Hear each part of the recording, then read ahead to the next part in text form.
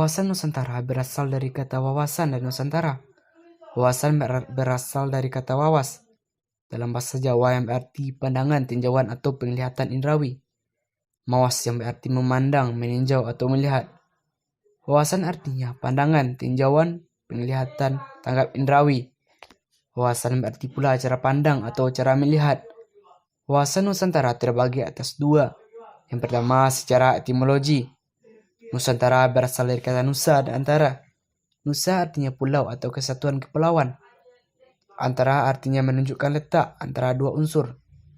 Nusantara artinya menunjukkan kesatuan kepulauan terletak antara dua benua, yaitu benua Asia dan Australia, dan dua samudra yaitu Samudra Hindia dan Samudra Pasifik. Yang kedua, secara terminologi. Wawasan Nusantara menurut Profesor Wan Usman. Wawasan Nusantara adalah cara pandang bangsa Indonesia mengenai diri dan tanah airnya sebagai negara kepulauan dengan semua aspek kehidupan yang beragam. Wawasan Nusantara dalam GBHN 1998. Wawasan Nusantara adalah cara pandang dan sikap bangsa Indonesia mengenai diri dan lingkungannya dengan mengutamakan persatuan dan kesatuan bangsa serta kesatuan wilayah dalam penyelenggaraan kehidupan bermasyarakat, berbangsa, dan bernegara. Selanjutnya, hakikat wawasan Nusantara. Hakikat wawasan Nusantara adalah keutuhan bangsa dan kesatuan wilayah nasional. Dengan kata lain, hakikat wawasan Nusantara adalah persatuan bangsa dan kesatuan bangsa. Lalu yang selanjutnya, kedudukan wawasan Nusantara. Wawasan adalah berkedudukan sebagai visi bangsa.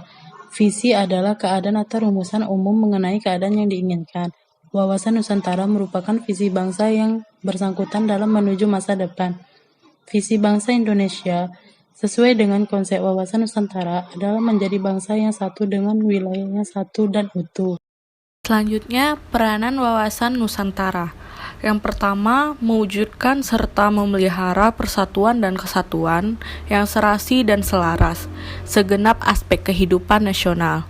Lalu yang kedua, menumbuhkan rasa tanggung jawab atau pemanfaatan lingkungannya.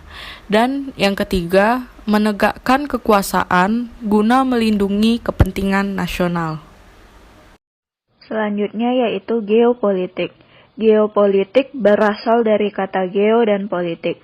Geo berarti bumi, dan politik berasal dari bahasa Yunani politeia.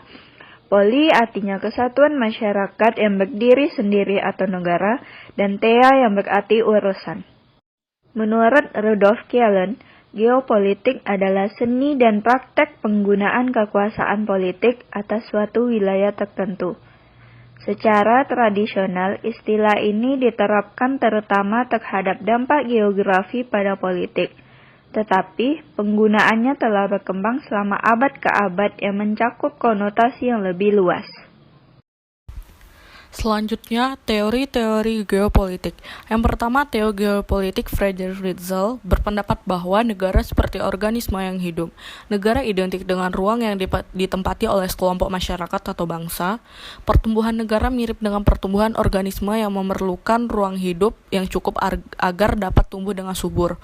Makin luas ruang hidup, maka negara akan semakin bertahan, kuat, dan maju. Nah, maksud dari organisme yang memerlukan ruang hidup ini, maksudnya ruang hidup itu ialah masyarakat atau bangsa yang ada di negara tersebut. Maka makin luas ruang hidupnya, maksudnya maka semakin masyarakatnya berkembang, semakin kuat, semakin pintar, semakin tumbuh masyarakatnya, maka negara tersebut akan semakin bertahan, kuat, dan maju. Lalu yang kedua, teori geopolitik Rudolf Kjellén, negara adalah satuan dan sistem politik yang menyeluruh, meliputi bidang geopolitik, ekonomi politik, demopolitik, sosial politik, dan keratopolitik. Negara sebagai organisme yang hidup dan intelektual harus mampu mempertahankan dan mengembangkan dirinya melalui ekspansi.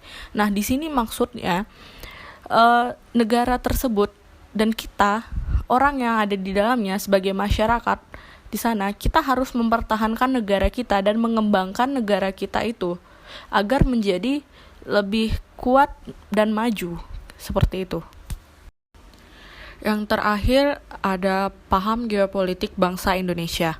Pemahaman tentang negara Indonesia menganut paham negara kepulauan, yaitu paham yang dikembangkan dari asas arsipelago yang memang berbeda dengan pemahaman arsipelago di negara-negara barat pada umumnya. Menurut paham barat, laut berperan sebagai pemisah pulau, sedangkan menurut paham Indonesia, laut adalah penghubung, sehingga wilayah negara menjadi satu kesatuan yang utuh sebagai tanah air dan disebut negara kepulauan. Maksudnya di sini adalah menurut pemahaman yang barat, mereka berpikir laut itu sebagai pemisah pulau-pulau yang ada di Indonesia. Nah, sedangkan menurut pemahaman Indonesia sendiri, laut itu adalah sebagai penghubung. Jadi, sehingga wilayah yang ada di Indonesia, pulau-pulau yang ada di Indonesia itu saling terhubung satu sama lain, sehingga bisa disebut sebagai tanah air dan disebut sebagai negara kepulauan.